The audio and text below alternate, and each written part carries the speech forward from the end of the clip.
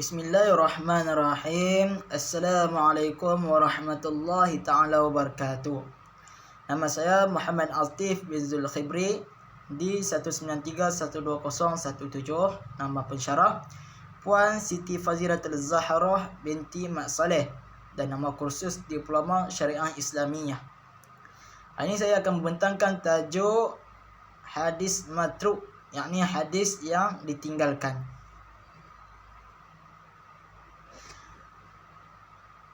Mula-mula sekali kita akan menerangkan tentang definisi hadis matruk. Okey.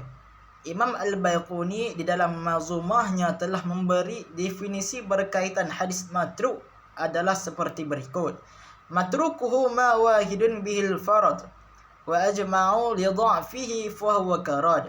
Maksudnya hadis matruk apa, yakni hadis yang diriwayatkan oleh seorang perawi secara menyendiri dan telah bersepakat dengan para ulama akan kedhaifannya, maka riwayatnya itu tertolak.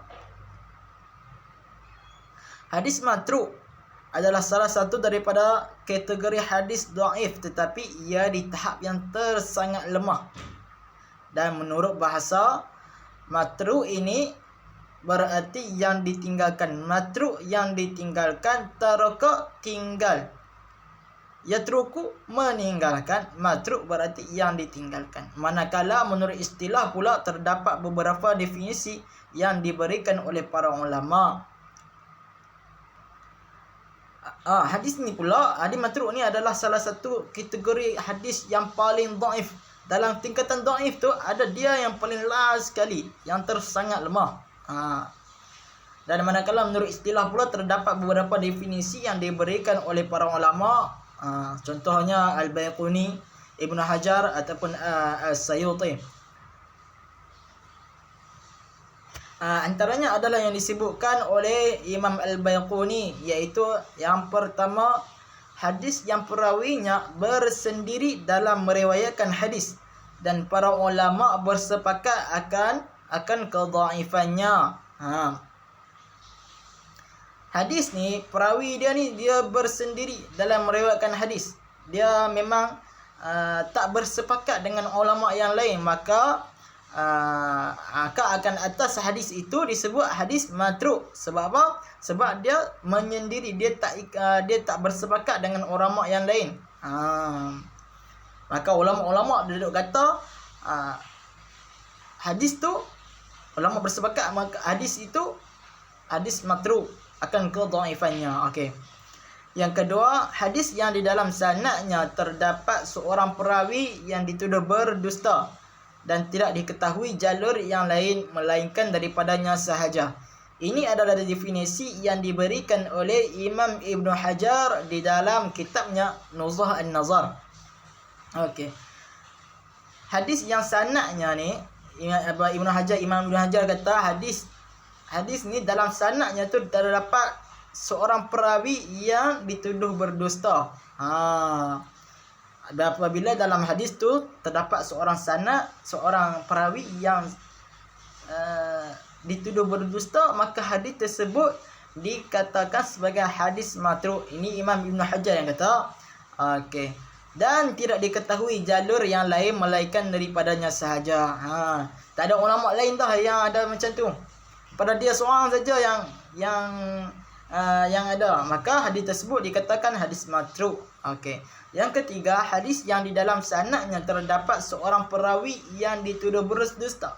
Walaupun ia tidak berdusta di dalam hadis, atau walaupun ia tidak berdusta di dalam hadis. Macam tak juga hadis yang dalamnya ada dalam sanadnya ada perawi yang dituduh berdusta. Dia dalam real life dia berdusta. Dia mohon dia sana mohon sini, tapi dia tak mohon dalam hadis. Maka dia juga disebut sebagai hadis matruk, perawi yang ditinggalkan. Atau seseorang yang terlalu fasik, lalai dan banyak melakukan kesalahan dalam meriwayatkan hadis. Ataupun seorang perawi yang tak sembahyang, tak puasa, mencuri dan sebagainya, lalai, ataupun dia ataupun dia melakukan kesalahan dalam meriwayatkan hadis, maka hadis tersebut dikatakan dikira sebagai hadis matruk. Yang ni Imam As-Suyuti yang kata dalam kitabnya Alfiyah. Okey. Seterusnya, sebab-sebab seorang perawi dituduh berdusta.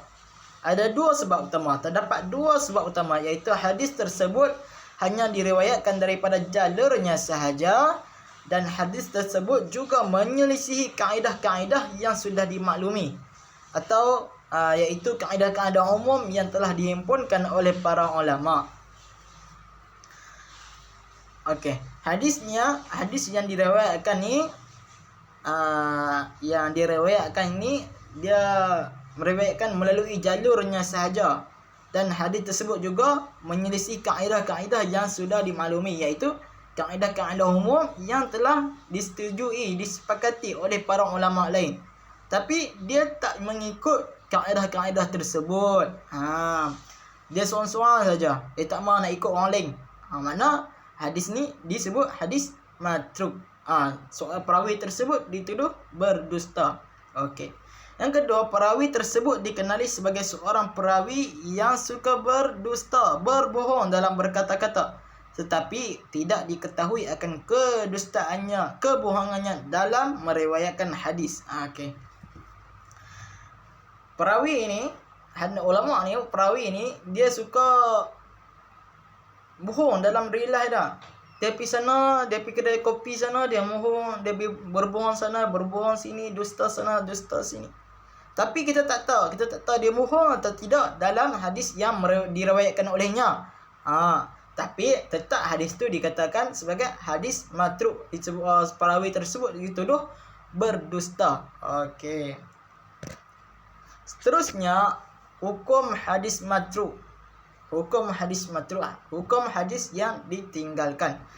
Para ulama mengatakan hadis matruk hukumnya adalah teramat dhaif, dan sebahagian para ulama hadis menamakannya sebagai hadis yang batil ataupun hadis al-wahid. Para ulama kata hadis yang ditinggalkan ni hukumnya adalah teramat dhaif.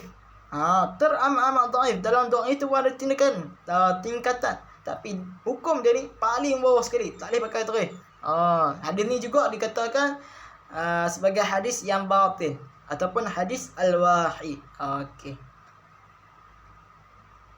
Seterusnya, contoh hadis matruk, contoh hadis yang ditinggalkan.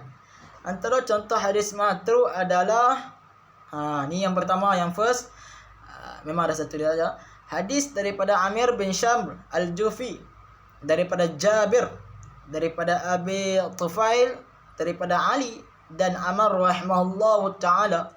Mereka ni berkata, kana an-nabiy sallallahu alaihi wasallam yaqnutu fil fajr wa yukabbiru yawma Arafah min salatil ghadah wa yaqta'u salatal 'ashr akhir ayyami tashriq.